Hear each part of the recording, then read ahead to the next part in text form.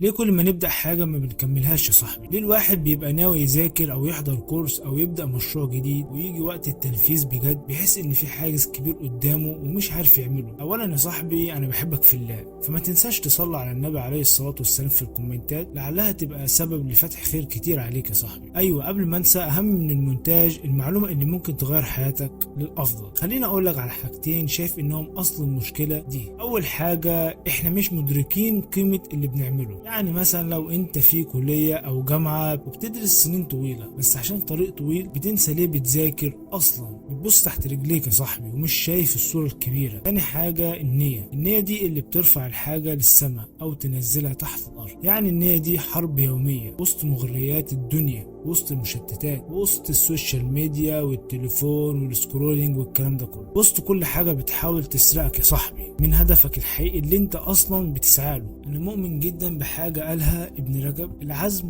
نوعين، عزم البداية انك تدخل الطريق، وعزم الاستمرار انك تكمل وتثبت وتوصل لاخره. واحنا اغلبنا بنحس بالبداية بس بنفقد الاستمرار يا صاحبي. تعال اقول لك الحل، تبقى عارف قيمة اللي بتعمله. يعني حاول تعرف هي ايه اللي انت بتعمله وتعرف قيمته ايه، وتراجع نيتك كل شوية، انت عايز توصل لايه ونيتك فيها ايه. لو الحاجة ملهاش قيمة حقيقية ليك بلاش تعملها، بس لو ليها قيمة امسك فيها بجد. يعني انت لو ماسك التليفون عمال تعمل سكرولينج كل شوية دي يعتبر ملهاش قيمة. لو انت بتفتح التليفون وتتفرج على كورس او بتتعلم لغة جديدة او ايا كان فدي حاجة ليها قيمة، فتمسك بيها وحاول تركز فيها بزيادة لحد ما توصل لهدفك اللي انت اصلا بدأت عشانه. ولو نسيت النية افتكرها، اكتبها على ورقة، علقها قدامك طول الوقت، رددها، خلي عندك سبب حقيقي يخليك تكمل يا صاحبي. بص يا صاحبي، في الاخر انت كده كده هتتعب، يا تتعب في حاجة ملهاش معنى يا تتعب في طريق يوصلك للنجاح يا صاحبي. خليك ذكي واتعب في الصح. ما تنساش تدعمنا باللايك والشير، لان دعمك ده اللي بيخلينا نكمل، وممكن كمان حد يستفيد من الفيديو.